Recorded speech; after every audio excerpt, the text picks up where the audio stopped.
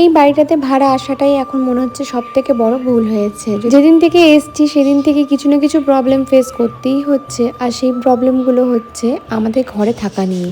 আমরা যে এত বড় ভুলটা কি করে করলাম দুজন মিলে সেটাই বুঝতে পারছি না। হ্যালো এভরিওয়ান, আমি বৃষ্টি। আমার এই ছোট্ট সংসারে অনেক অনেক ওয়েলকাম। প্রায় এক সপ্তাহ ধরে তোমরা দেখেইছো আমি কোনো রকম ভিডিও দিইনি। তার কারণ হচ্ছে আমাদের দুজনের গোড়া লাইফটা জুড়ে এত প্রবলেম চলছে, কিছু বলার নেই। আর এই প্রবলেমগুলো কতই বা তোমাদের সাথে শেয়ার করবো বলো? যতই শেয়ার করতে যাই ওই যে বলে আমরাই খারাপ হব, সেই কারণে বেশি কিছু শেয়ার করতে পারি না তোমাদের সাথে সবটা। ভাড়া বাড়ি সুন্দর করে সাজিয়ে গুছিয়ে রাখাটাও যে একটা বড় অপরাধ, সেটা এই বাড়িতে না আসলে আমি সত্যিই জানতে পারতাম না। এখন মাঝে মাঝে মনে হচ্ছে যেসব ভাড়াটিয়ারা ভাড়া বাড়িকে ভাড়া বাড়ির মতো ট্রিট করে, মানে ভেঙে ফুটে তছনছ করে দিয়ে চলে যায়, তারাই মনে হয় ঠিক। আমাদের মতো মানুষদের কোনো ভ্যালু নেই গো।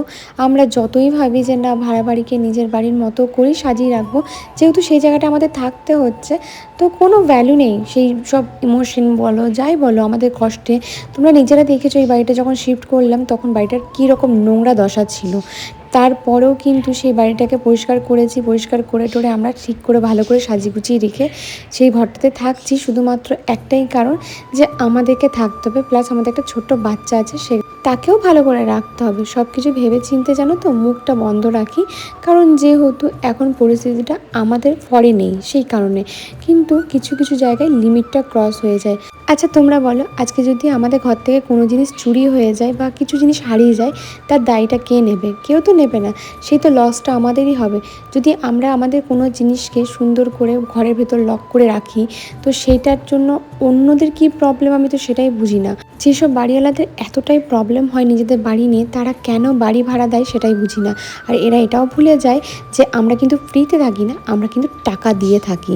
তাই সবসময় সব অন্যায় মেনে নেওয়াও যায় না চোখ বন্ধ করে মুখ বন্ধ করে। তো দেখো এখানে একটা কমফোর্টার এসেছিলো, সেই কমফোর্টারটাই তোমাদেরকে দেখাচ্ছি। এই এসি কমফোর্টারগুলো খুব ভালো, ভীষণ ভালো। আমি নিয়েছিলাম, এটাও ওই 300-350 মতো নিয়েছিল। এবারেরটা বেশ বড় এসছে, আর এটা না টুইন কালারটা যদিও বা একটু আলাদা, আমি যেটা অর্ডার দিয়েছিলাম তার উল্টো এসছে, কিন্তু দেখলাম জিনিসটা ভালো সেই কারণে রেখে নিলাম, আর কোনো রিটার্ন করলাম না। আসলে আমি যে ডিজাইনটা দিয়েছিলাম এটা কিন্তু সেই ডিজাইনটা না। তোমরা সবাই আমাকে বলেছিলে বৃষ্টি রান্নাঘরটা ভীষণ নোংরা, ভীষণ নোংরা, রান্নাঘরটা একটু পরিষ্কার করো। এই যে দেখো, তোমরা ভাবো না প্রতিদিন আমাদের ঘর খুব টিপটাপ থাকে, না গো, একটা ছোট্ট বাচ্চা আছে, তো সেই বাচ্চা অনুযায়ী জানো তো আমাদের ঘর সবসময় টিপটাপ থাকে না, এরকমই দশা থাকে। তো প্রীতম বলছিল মাথায় একটু তেল দিয়ে দিতে, সেই কারণে আমি তেল দিয়ে দিচ্ছিলাম। আর দেখছিলাম মাথায় পাকা চুল কটা হয়েছে, ওরও হয়েছে আমারও হয়েছে। আমি যখন নতুন এই ঘরটাতে এলাম তখন কিন্তু রান্নাঘরটা সাজাতে চাইনি, তোমরা অনেক আমাকে ফোর্স করে বলতে বৃষ্টি করো করো করো, ভীষণ বাজে লাগছে, ভীষণ নোংরা লাগছে, অনেকে অনেক কথা বলেছে। তখন কিন্তু আমি তোমাদেরকে একটা কথাই বলেছিলাম, ভাড়া বাড়িতে আর কিছু করবার ইচ্ছা নেই। তারপরও যখন দেখলাম মানুষ অনেক রকম অনেক কিছু বলছে, তখন আমরা বললাম ঠিক আছে চলো ভাড়া বাড়িটা যখন এইভাবে সাজি। এর আগেও কিন্তু যারা থাকতো তারা কিন্তু স্টিকারই লাগানো ছিল, তো সেই হিসাবে আমরা লাগিয়েছিলাম, সুন্দর করে সাজিয়েছিলাম। কারণ কিছু কিছু মানুষের বক্তব্য রান্নাঘর নাকি নোংরা হয়, আর আমি ছোটোর থেকে দেখে এসেছি সব থেকে ঘরের মধ্যে পরিষ্কার ঘর হচ্ছে রান্নাঘর, রান্নাঘর হচ্ছে লক্ষ্মী ঘর, আর সেই ঘরকে কিন্তু সবসময় পরিষ্কার পরিচ্ছন্নই রাখতে হয়। তো সেই হিসাবেই আমি কিন্তু রান্নাঘরটাকে সুন্দর করে গুছিয়ে বাগিয়ে নিয়েছিলাম, কিন্তু তার জন্য যে আমাকে এতগুলো কথা শুনতে হবে আমি সত্যিই ভাবিনি। তোমরা অনেকেই বলবে বৃষ্টি সোশ্যাল মিডিয়াতে কেন বলো? দেখো আমার বলার মতো কেউ নেই, কেই বা আছে, আমি কাকেই বা বলবো বলো? আমার ভিডিও করি তাই তোমরাই আছো, তোমাদের সাথেই সব কিছু প্রবলেম বলো, ভালো থাকা বলো, ভালো লাগা, সবটাই আমি তোমাদের সাথেই শেয়ার করি। তো এখানে রান্না করছি, এখানে বানাচ্ছি হচ্ছে একটুখানি চিকেন, এটা ফ্রিজেই ছিল, রাখা ছিল। দেখো ঝড় ঝাপটা যাই চলে যাক না কেন, খাওয়া দাওয়া বন্ধ করলে চলবে না, এইটুকু আমি জানি। কারণ যেদিনকে খাওয়া দাওয়া বন্ধ করে দেবো সেদিনকে লড়বার ক্ষমতাটা আমরা পাবো না। তো মাংস ছিল, তো ভাবলাম মাংসটাকে একটুখানি দই টই দিয়ে একটু কষা করে নিই। দেখো এই ঘরটার অনেক প্রবলেম, আমরা যখন বাড়ির ওনাদেরকে বলেছিলাম যে এই প্রবলেমগুলো হচ্ছে, তখন ওনারা নিজেরাই বলেছিল যে তোমরা করে নাও ঠিকঠাক, যেগুলো দেখো অনেক দিন নেই তো বাড়িতে, অনেক কিছু আছে প্রবলেম, করে নাও। কিন্তু অ্যাকচুয়ালি কিন্তু এগুলো আমাদের কাজ না, এগুলো ওনাদেরই করে দেওয়ার কথা। তারপরও সব কিছু অ্যাডজাস্ট করে সব কিছু নিয়েই চলছি। ভাড়াটিয়াদের যেমন অনেক কিছু অ্যাডজাস্ট করতে হয়, তেমন কিন্তু বাড়িওয়ালাদেরকেও অনেক কিছু বুঝতে হয়, যেহেতু ওনারা ভাড়া দিচ্ছে বাড়িটা।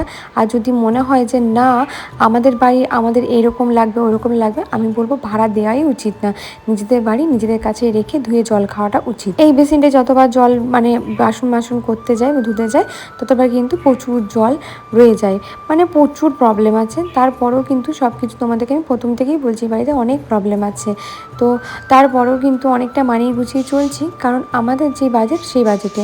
তা বলে এটা ভেবো না যে এই বাড়ির ভাড়াটা কম, মোটেই কিন্তু কম না। আমরা এর থেকে ভালো ভালো বাড়ি আছে যেগুলো এর টাকায় পেয়ে যাব। আমাকে একটা হেল্প করবে গো তোমরা প্লিজ। আমি কোনোদিন তোমাদের কাছে কোনো সাহায্য চাইনি, বাট আজকে আমি চাইছি তোমাদের কাছে একটা সাহায্য। আমাদের দুর্গাপুরে এজন সাইডে যদি কোনো ভালো ঘর পাও ভাড়া বা ফ্ল্যাট হয় কমের মধ্যে, তো অবশ্যই আমাকে একটু কমেন্ট বক্সে জানিও। আমার ভীষণ দরকার, বলতে পারো এমার্জেন্সি পড়েই তোমাদেরকে বলছি কথাগুলো। প্রীতম না এবারে বাজার থেকে কটা কাঁচা আম নিয়ে এসেছিলো, তো আমাকে বলেছিল একটু চাটনি করতে, কিন্তু এই আমটা অনেকটা আলুর মতো খেতে, টকটা কম, মানে ওই কাঁচা মিঠা আমগুলো হয় সেরকম। তো এই আমের চাটনি কি আর আম গলে? আমটা কিছুতেই গলতে চাইলো না, যেটুকু গললো সেটুকুর মধ্যেই মানে রান্নাটা করলাম। 5 ফোড়ন শুকনো লঙ্কা দিয়েই আমের টকটা করলাম। খাওয়া হয়ে গেছে, আমার হয়নি। আমগুলো খারাপ হয়ে যাচ্ছে, জন্য আজকে 2টো আম নিয়েছি, এগুলো খারাপ হয়ে যাচ্ছে। আম, দই, জিরে, একটুখানি গুড়, একটু আমুল দুধ নিয়েছি আমি। আমার খুব ভালো লাগে এভাবে খেতে। নিজস্ব কাজে চলে গেছে, আমার খাওয়া হয়নি। আমার এই স্নান টান করে এতক্ষণে মনে হলো আমাকে খাবার খেতে হবে, নাহলে আমি মাথা করে টপ করে পড়ে যাবো। তো খেয়ে নিই, তারপরে কাজগুলো করবো। আমার জন্য 2টো ফাদার্স ডেতে কার্ড বানিয়েছি।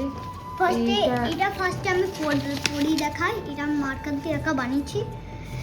I love my father so very much. You are hero. I love you, Papa. You are a superhero, dear Papa. বাবা ভালো করে থাকো। মোটুর ছবি দিয়েছি। এটা লাইন আছে অনেক। এটা ফার্স্ট, এটা সেকেন্ড। এটা মা এঁকেছে, কিন্তু আমি এটা লিখেছি। আমি তো ভালো আঁকতে পারি না, এটা ভালো হয়েছে সত্যি কথা বলতে গেলে। জামা মতো করে দিয়েছি ওকে, দাঁড়া। এই দেখো, এটা পড়ে ফার্স্টে লেখাটাও লিখেছে। দেখো ফার্স্টে আমি পড়ি। Okay, my best father in world, today is your day, let's you know how much you are love and support that you change my life, you are always sacrifice from holding my hand to holding thy heart. Thank you from everything. নিজে লিখেছে, ঠিক আছে। আমি ওকে একটু help করে দিইনি, ও নিজে নিজে লিখেছে সবটা। আর আমি যা আছে যা ভুল ত্রুটি হয়েছে সেগুলো বাবা ঠিক করে দেবে, আমি কিছু করবো না। আমার প্রচুর হেয়ার ফল আবার শুরু হয়ে গেছে, খুব বাজেভাবে। তো এই দুটোই কার্ড আমি মা ড্র করে দিয়েছে, আমি এই লিখেছি। আর এইখানে দেখো দুটো একবার দেখাচ্ছিল, ওটা চেটালাম। আর এইখানে একটা ক্যাঙ্গারুর ওয়াইল্ড লাইফের স্টিকার ছিল, আর মোটু আর পাতলুটা হ্যান্ড। আর এইখানে দেখো, এখানে লাইন স্টিকারটা আমি ড্র করেছি। লিখে অনেকে বলে না এটা তোমরা লিখে দিয়েছো, এত ছোটো বাচ্চার হ্যান্ড রাইটিং এত, এটা ওরই হ্যান্ড রাইটিং। ওর হ্যান্ড রাইটিং খুবই ভালো, সবাই আমাকে প্রশংসা করে, কিন্তু পরীক্ষার খাতায় যদি হ্যান্ড রাইটিংগুলো দেখো গো, মাথা খারাপ হয়ে যাবে। কেন এরকম করে লেখে আমি নিজেও জানি না। আরে আমাদের টাইমটা মেন হয়। আমার ঘড়ি তো থাকে না, ঘড়িটা দেখলে তো হবে, কিন্তু আমাদের ক্লাসে ঘড়ি নেই, তো আমাকে স্পিডে লিখতে হয়। ঘড়ি পড়ে অ্যালাউ করে না তো? ঘড়ি তো নেই আমাদের ক্লাসে। না বলছি ঘড়ি পড়ে তো স্কুলে অ্যালাউ করে। হ্যাঁ, শুধু কলেজে পড়ে। ঠিক আছে।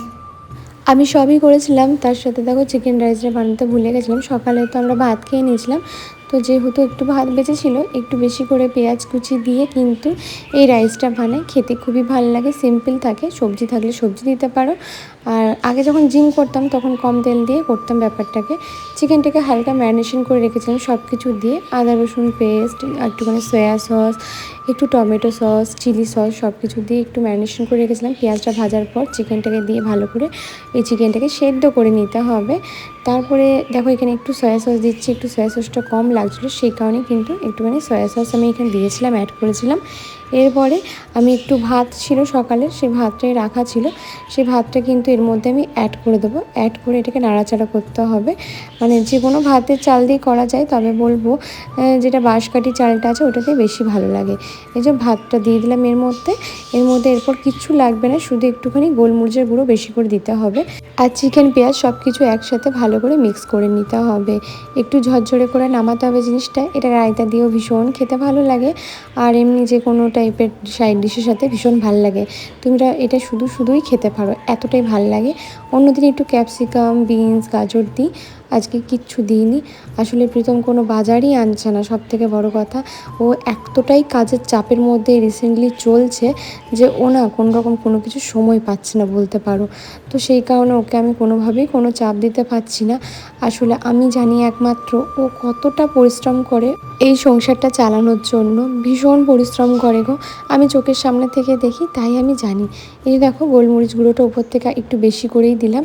আসলে এটা একটু ঝালঝালি ভাল লাগে। আর এর মধ্যে কিন্তু আলাদা করে লঙ্কা কুচি দিতে পারো, কাঁচা লঙ্কা কুচি, কিন্তু আমি আজকে কিছুই দিইনি, শুধু গোলমরিচ গুঁড়োটা দিয়েই কিন্তু এটা বানালাম। এটার মধ্যে যদি একটু সবজি পড়তো আরও দেখতে জিনিসটা ভালো লাগতো, কিন্তু এটাও খেতে খুব ভালো ছিল। রাতের বেলায় একটুখানি শসা দিয়ে রায়তা বানিয়ে এটা খাওয়া হবে। একটু নুনটা আমার কম লাগছিলো, তাই এখানে আমি একটুখানি নুনটাও আমি অ্যাড করে দিয়েছি।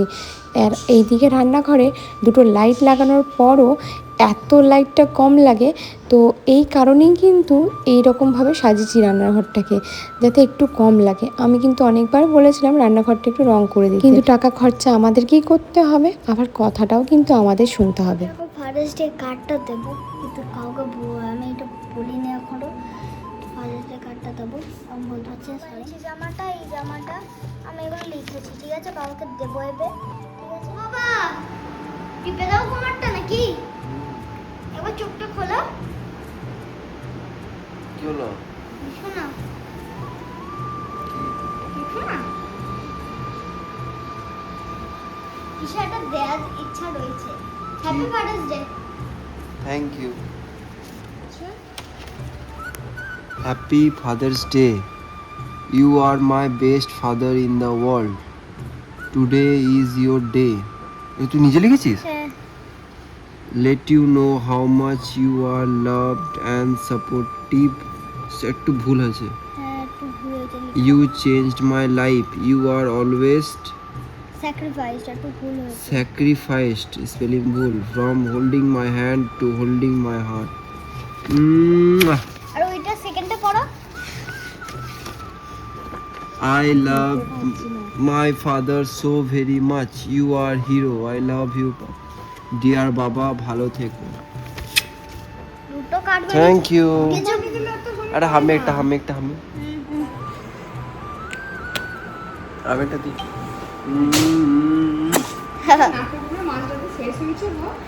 তো এখন ঘুমাতে যাবো। মারছে ছেলে, ফাদার্স ডে বলে তেল মেরে যাচ্ছে। বাবার কোমরে ব্যথা করছে, টিপে দিচ্ছে। যেমন বাপের চেহারা তেমন তার ব্যাটার চেহারা। হ্যাঁ রে, তোদের খাবারগুলো কোথায় যায়? পেটে। পেট থেকে কোথায় যায়? এখান থেকে। এখান থেকে। কি হয়েছে?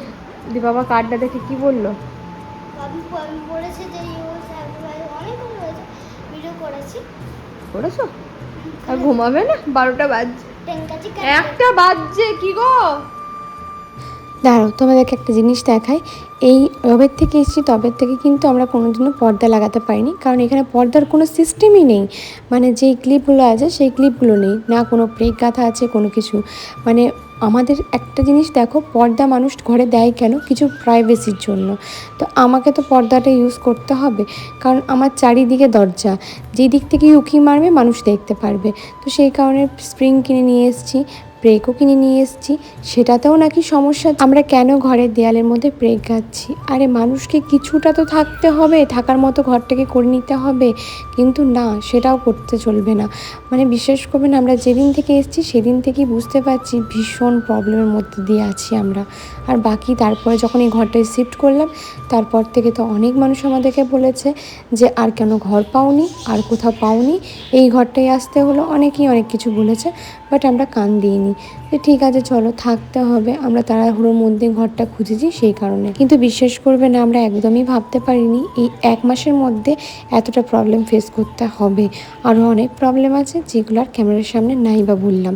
তো এখানে দেখো পর্দাগুলো দিচ্ছিলাম। আমার পর্দা আছে, বাট আমার জানো তো, যেহেতু আগের ঘরটাতে আমরা সব কিছু করে নিয়েছিলাম, আগের ঘরেও পর্দার ক্রিম যেগুলো লাগিয়েছিলাম সেগুলো আমরাই করেছিলাম, কারণ আমার সেগুলো দেখবে ভিডিও করা আছে।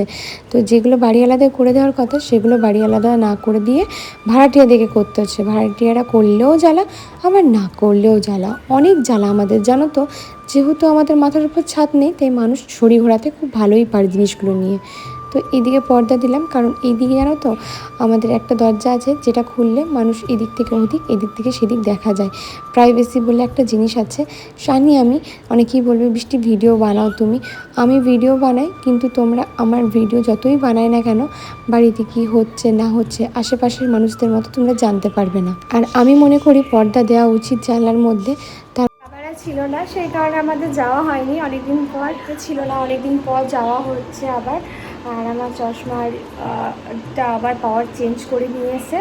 এখন চশমাটা আবার পরেছি, কারণ চোখটা একদম মানে দেখতে পাচ্ছিলাম না। এদিকে চোখটা তো এমনিতেই প্রবলেম আছে, তার মধ্যে প্রবলেম হচ্ছিলো পাওয়ারের ভীষণ। তো চশমাটা নিয়ে এসছে, পড়ার সময় বা কোথাও যাওয়ার সময় পরি চশমাটা।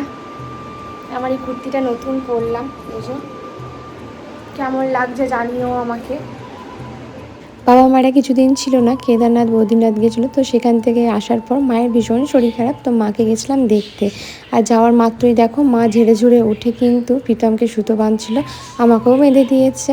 তো তারপরে গিয়ে কিছুক্ষণ মা বাবার সাথে কাটিয়ে মনটা ভালো হলো। তো আজকের ভিডিওটা এটুকুখানি, সবাই ভালো থেকো, সুস্থ থেকো।